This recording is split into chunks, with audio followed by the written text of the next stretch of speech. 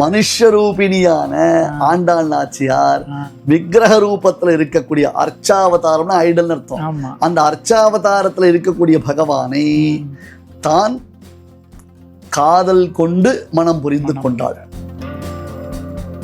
ஸ்ரீவில்லிபுத்தூர்ல நடக்கக்கூடிய அந்த வைபவம், அதனோட சிறப்புகள். அவர் ராணி சார், ராணினா ராணி.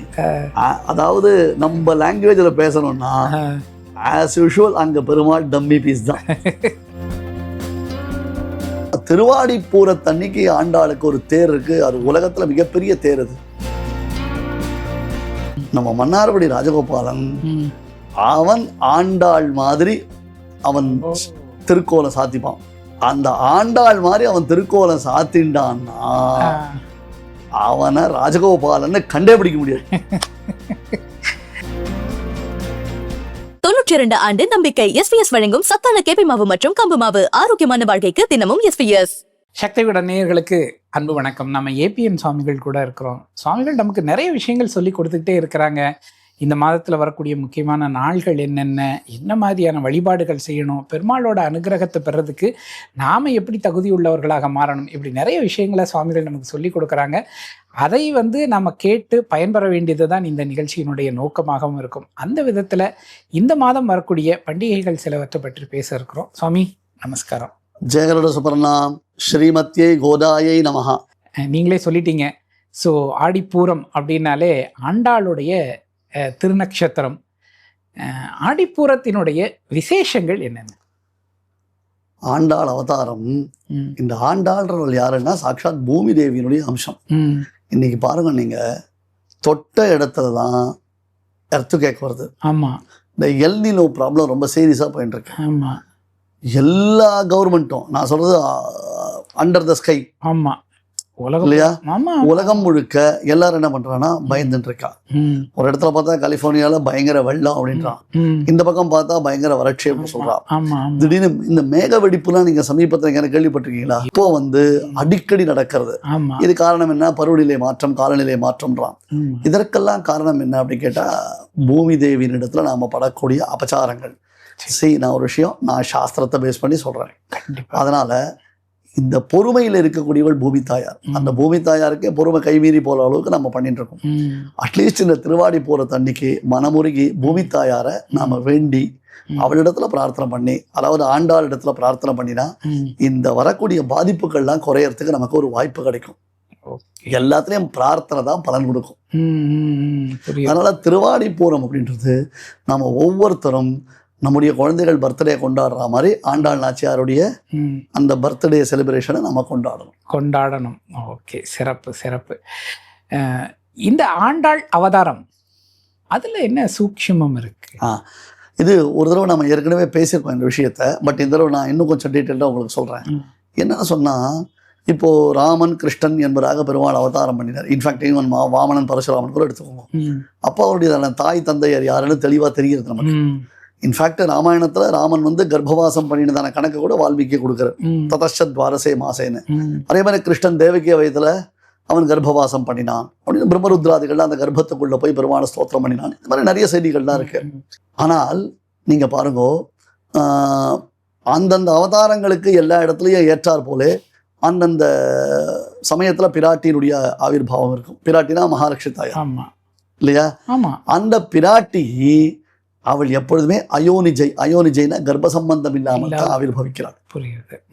இப்போ கிருஷ்ணாவதாரத்தில் பீஷ்மகனுக்கு பெண்ணாக பிறந்தாள்னு சொல்றமே தவிர்த்து அந்த பீஷ்மகனுடைய மனைவி யாரும் தெரியாது. ஜனகனுக்கு பெண்ணாக அவள் பூமியை தோண்டின பொழுதுதான் அவள் கிடைத்தாளே தவிர்த்து அந்த இடத்துல ஒரு தாயினுடைய சம்பந்தமே அவளுக்கு கிடையாது. இது பிராட்டியினுடைய வைபவம். இது இங்க ஒரு முக்கியமான விஷயத்த நான் சொல்றேன். நம்ம நேயர்கள் அவசியம் இதை நன்னா கவனிச்சு மனசுல வச்சுக்கணும். ஏன்னா நான் பல தடவை இதை ஃபோக்கஸ் பண்ணிருக்கேன். நான் ஐ stick on my self on வைஷ்ணவிசம் இல்லையா? தேவையில்லாத தெரியாத சப்ஜெக்ட்ல நான் தலையிட மாட்டேன். இந்த இடத்துல நாம ஒண்ணு கவனிக்கணும். இப்ப பெருமாளுக்கு திவ்ய மகிஷிகள் அப்படின்னு நம்ம சொல்றோம். ஒரு கான்செப்ட். சரி, கான்செப்ட்ஸ் ஆர் த கான்செப்ட். திவ்ய மகிஷிகள் என்பதாக பெயர். மகிஷி பரிஜன பூஷண விசிஷ்டன் என்று பகவானுக்கு திருநாமம். திருமகள், மண்மகள், நீளை முதலா எல்லா தேவியரும் தன்னுடனே திகழ்ந்து நிற்க என்று ஸ்ரீ பூமி லீலா சமேதம். பல்லாயிரம் பெருந்தேவிமார் என்று ஆழ்வார்கள் மங்களாசாசனம் பண்றார். நமக்கு பிரதானமா 3 திவ்ய மகிஷிகள்னா 3 மனைவி. இவ எல்லாருமே மகாலட்சுமியினுடைய ஸ்வரூபம் தான். அதுல டவுட் இல்ல. ஆனா இந்த மகிஷிகள் இருக்கும்போது 10,000 தேவிமார்கள் இருக்கா. இன்னும் நிறைய பெருமாளுக்கு கான்செப்ட்ஸ் உண்டு, அந்த மனைவிகள் உண்டு. புரியுது. அதுல ருக்மிணி பிராட்டி, சீதாதேவி, ஏன் ஈவன் நப்பிண்ணை பிராட்டி, நப்பிண்ணை நீலாதேவி அப்படின்னு பேர் அதுக்கு. இவர்கள் எல்லோரும் பெருமாளுடைய விபவாவதாரத்தில் அவனை காதலித்து மனம் புரிந்து கொண்டார்கள். விபவம்னா அர்த்தம் ராமன் கிருஷ்ணனாக பகவான் அவதரிப்பது. ஆனால் அர்ச்சாவதாரத்தை காதலித்து மனம் முடித்த பெருமை நம் ஆண்டாளுக்குத்தான் உண்டு. அதுதான் கவனிக்க வேண்டிய விஷயம். ஒரு விதத்துல இது ஒரு இன்டர்காஸ்ட் மேரேஜ்.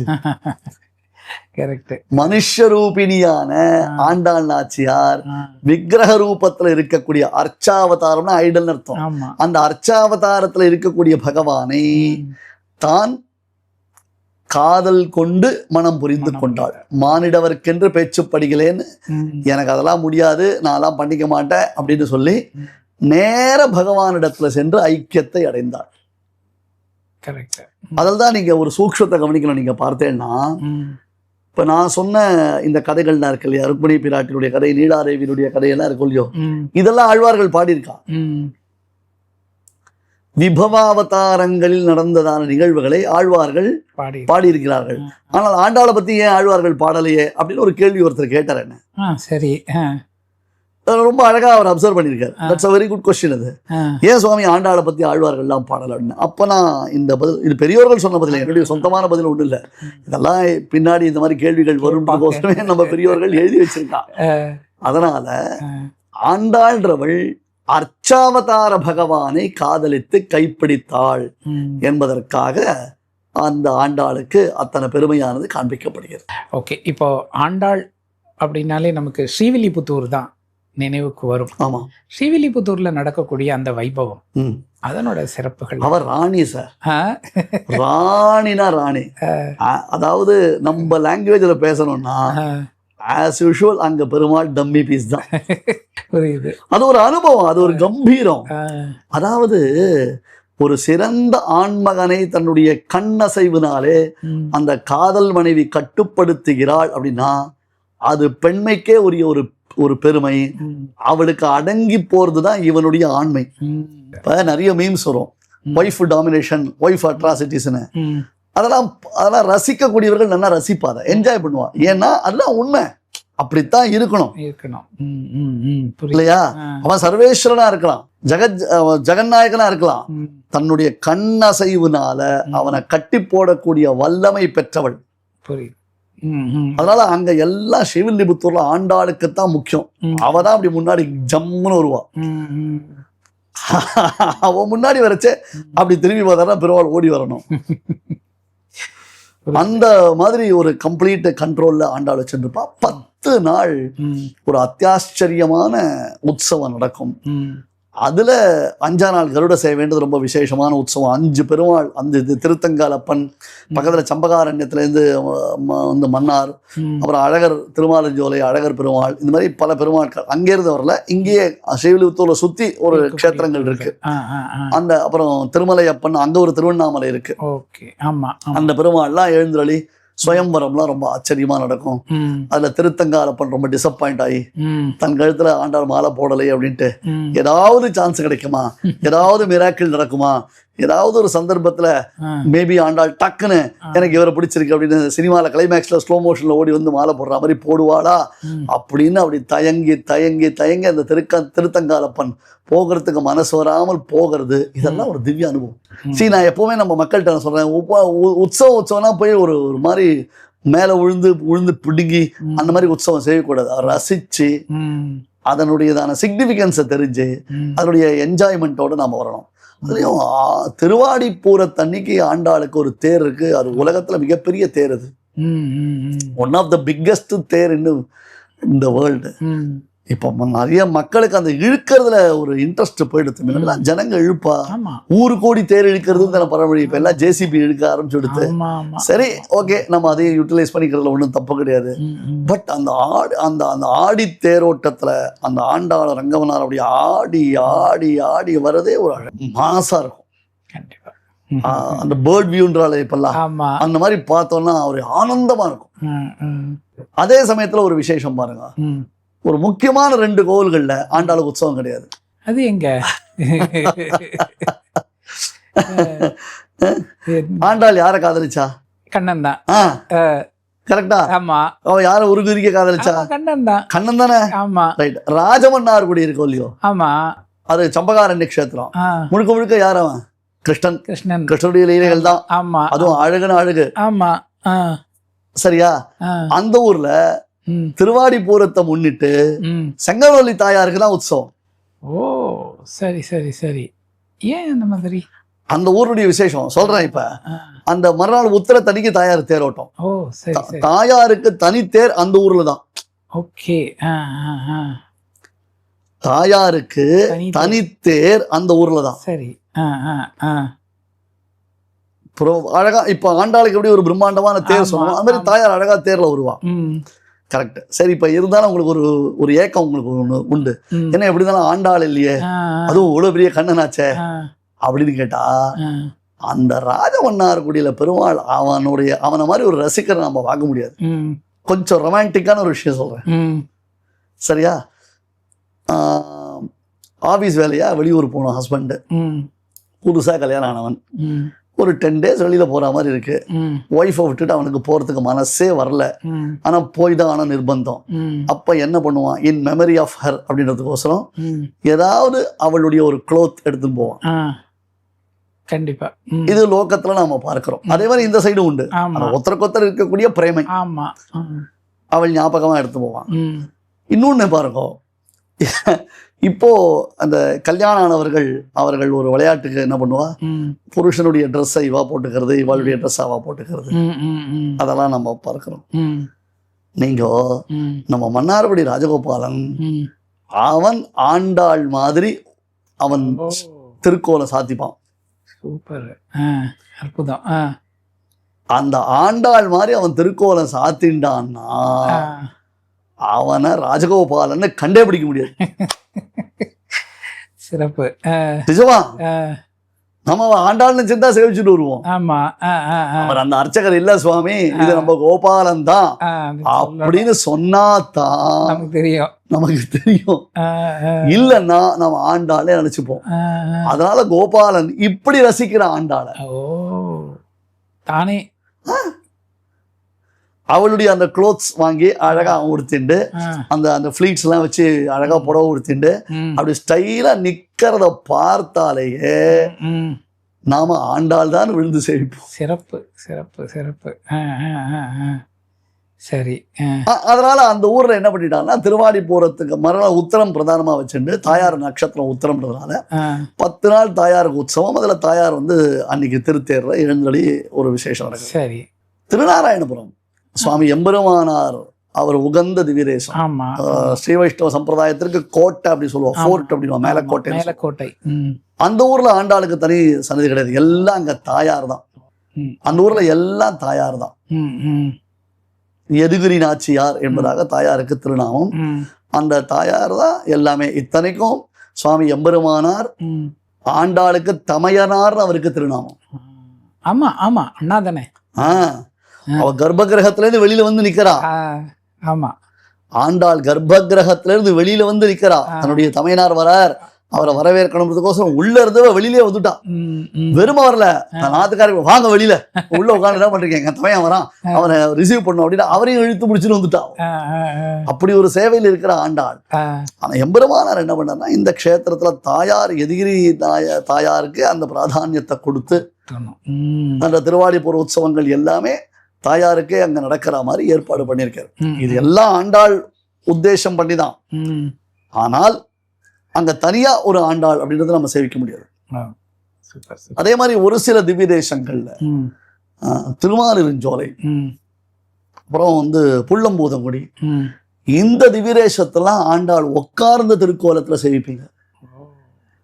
ரொம்ப ரேர். மற்ற இடங்கள நின்ற திருக்கோலம் தான். ஆமா, புரியுது. சிறப்பு. சோழ நாட்டுல திருப்புள்ளம்பூதங்குடின்னு இருக்கு, சுவாமி மலை பக்கத்துல. Okay okay. அந்த திவ்யதேசத்துல அங்க ஆண்டாள் உட்கார்ந்த திருக்கோலம் தான். சிறப்பு. திருமாலிருஞ்சோலையில ஆண்டாள் அந்த மணப்பெண் திருக்கோலம் அது. ஒரு கல்யாண பொண்ணு கல்யாண மண்டபத்துல எப்படி அந்த மணமேடையில் எப்படி உட்கார்ந்துட்டு இருப்பா, அந்த நளினம்னா நளினம், அந்த முகத்துல ஒரு பாவம்னா பாவம், ஒரு வெக்கம்னா வெக்கம், இப்பெல்லாம் மிஸ் ஆகுது. என்ன அந்த ஆண்டாள் அப்படி நானின்று அது பெருமாள் தனக்கு மாலையை போடுறதான அந்த ஒரு பாவனையில ரொம்ப அழகா சேவை சாதிப்பான். ரொம்ப அழகா சேவை சாதிப்பான். இதெல்லாம் நான் ஒரு முக்கியமான இன்ஃபர்மேஷனா நான் வந்து இங்க கொடுக்குறேன். ஏன்னா இந்த திருக்கோலத்திலேயே நம்ம ஆண்டாள் சேவிக்கிறோம் அப்படின்னா உட்கார்ந்த திருக்கோலத்திலையும் சில க்ஷேத்திரங்கள்ல ஆண்டாளை சேவிக்கலாம்ன்றதுக்காக. ஆண்டாள் அப்படின்னாலே தமிழ், அது வந்து பிரிக்கவே முடியாது. ஆண்டாள் பாசுரங்கள் நமக்கு திருப்பாவை அந்த 30 பாடல்களும் நமக்கு வந்து எல்லாரும் அந்த குறைந்தது அந்த மார்கழி மாதத்திலேயாவது நாங்கள்லாம் படிக்கிறோம். அதை தாண்டி அந்த நாச்சியார் திருமொழி அதோட சிறப்புகள் என்னென்ன, அதில் என்ன நிச்சயம் பாராயணம் பண்ணணும் அப்படின்னு நீங்கள் ரொம்ப அழகாக அதை கேட்டிருக்கீங்க. ஏன்னா தமிழ் முதல் விஷயம், அது சங்க தமிழ் மாலைன்னு திருப்பாவைக்கு ஒரு பேர் உண்டு. இந்த நாச்சியார் திருமொழி என்னன்னா, நான் அவனுடைய இந்த ஜென்சி ஆல்ஃபாவா அடுத்தது. ஆமாம், ஜென்சி ஆல்ஃபா. ஓகே, நான் இவாளுக்கெல்லாம் என்ன ஒன்று சொல்ல விரும்புகிறேன் அப்படி கேட்டால், உங்களுக்கு இலக்கியத்தில் நல்ல ஆர்வம் முதல்ல வளர்த்துக்கணும். இலக்கியம் அப்படின்றது ரொம்ப, அது எந்த இலக்கியம், எந்த லாங்குவேஜ் இலக்கியமாக இருந்தாலும் சரி, இலக்கியத்தில் ஆர்வம் வரணும். அந்த இலக்கியம் என்னன்னா 2 விதத்தில் அவர்களுக்கு அவளை சாட்டிஸ்ஃபை பண்ணுறது. ஒன்று அந்த ரசனைகள், அதில் இருக்கக்கூடிய கவிதை ரசங்கள், இலக்கிய சுவைகள் என்பது ஒரு அழகான விசேஷம். அடுத்தது இலக்கியம், பண்பாடு, நாகரீகம், இதை சொல்லிக் கொடுக்கக்கூடியதாக இருக்கு. எதுக்காக இப்போ நான் ஜென்சி ஆல்ஃபாவை பற்றி இதை பேசுகிறேன் அப்படின்னு கேட்டால், இன்னைக்கு இந்த லவ் மேரேஜோ இல்லை இளமையில் அவளுக்கு வரக்கூடிய ஒரு உத்வேகமோ, அதை அவளுக்கு மிஸ்கைட் பண்ணி தவறான பாதையில் இழுத்துன்னு போகிறதுக்கு தான் நிறைய பேர் இருக்கு. ஆமாம் ஆமாம் ஆமாம். இப்போ இன்னைக்கு கல்யாணம்ன்றது கிட்டத்தட்ட என்ன எடுத்து அப்படி கேட்டால் ரொம்பவே ஒரு கமிட்மெண்ட் இல்லாமல் போயிடுது, ஒரு ட்ரஸ்ட் ஒர்த்தினஸ் இல்லாமல் போயிடுது. அதுக்கெல்லாம் ஒரு ஆப்ஷன் இருக்குன்றதான மனோநிலையில் பெண்களும் சரி புருஷர்களும் சரி கல்யாணம் பண்ணிக்க ஆரம்பிச்சுட்டோம். அது ரொம்ப வருத்தம், மனசு ரொம்ப வலிக்கிறது. இதை எப்படி தடுக்க போகிறோன்னு தெரியல. நாங்கள்லாம் நிறைய இதுக்கு உண்டானதான யோசனைகளை பண்ணிட்டு இருக்கோம். ஆனால் கடைசியில் எதுக்கும் ஆன்சர் வரல எங்களுக்கு. அது ஒரு பெரிய விஷயம். ஆண்டாளுடையதான இந்த நாச்சியார் திருமொழியெல்லாம் எடுத்து பார்க்கும் பொழுது, காதலும் எப்படி ஒரு டீசெண்டான வழியில் காதல், அது பெருமாளே இருக்கட்டுமே. அடுத்தது கல்யாணம்னு சொன்னால் அந்த கல்யாணத்தில் ஃபன் ஆக்டிவிட்டீஸ்லாம் எப்படி இருக்கும், எல்லாத்துக்கும் தலைவிரிச்சு கோலமாக பேயாட்டம் ஆடுறது இல்லை, அந்த ஒரு ஆனந்தத்தை, அந்த ஒரு ரசத்தை, எஸ்பெஷலி இந்த ஸ்ருங்காரத்தை எப்படியெல்லாம் அனுபவிக்கணும் அப்படின்றது நாச்சியார் திருமொழியை பாடும்பொழுது தெரியும். அதனால தான் பல காலத்தில் எனக்கு தெரிய பெரியவர்கள்லாம் ஒரு கன்னிக்கு ஒரு கன்னியா பெண் இருந்தாள்னா கல்யாணம் ஆகலைன்னா அவளை நாச்சியார் திருமொழியை டெய்லி பாராயணம் பண்ண சொல்லுவாள். புரியுது. வாரணமாயிரம் 10 பாடல்களை அந்த பொண்ணை தினந்தோறும் பாராயணம் பண்ண சொல்லுவாள். ஆண்டாளுடைய அனுகிரகம் அதில் பிரத்யட்சமாக கல்யாணம் நடந்திருக்கு, நான் நிறைய பார்த்துருக்கேன். இப்போதான் வந்து பெண் பசங்க கல்யாணத்தை விரும்புறது இல்லை. 35 வயசானா கூட பரவாயில்ல, இன்னும் கொஞ்ச நாள் செட்டில் ஆகணும்னு ஏதோ ஒரு காரணம் சொல்கிறா. அது ஏற்புடையதா இல்லை, நம்முடைய மனசு அதை ஒத்துக்க மாட்டேங்குது. அது அவளுடைய மனோநிலை என்னவோ அது தெரியாது. உண்மையில் எங்களுக்கு ஜெனுவனாக எங்களுக்கு நல்லபடியாக கல்யாணம் ஆகணும், நன்னா நாங்கள் வந்து எங்களுடைய குடும்ப வாழ்க்கையில் ஈடுபடணும், தர்மத்தின் வழி நடக்கணும், அதுவும் தர்மத்தின் வழியாகவே விவாகம் நடக்கணும், அதை மீறி போகக்கூடாது. நமக்குன்னு என்ன ஒரு வழி சொல்லிருக்கோ பெரியோர்கள், மேலையார் செய்வனகள் வேண்டுவன கேட்டியல் ஆண்டாள் தர்மத்தை உபதேசம் பண்றாங்க. Even though if it is love marriage அப்படின்னு வச்சாங்க கூட அதுலேயும் என்ன வழி என்ன பாத் அப்படின்றது இருக்கு. அந்த பாத்தை நம்ம வந்து மீறக்கூடாது. தர்மஜ சமய பிரமாணம் வேதாச்ச என்று பெரியோர்கள் காண்பிச்சிருக்கான். அதனால அந்த ரைட் பாத்தில் நாம நடக்கணும்னா ஆண்டாளுடைய முழு அனுகிரகம் நமக்கு வேணும்.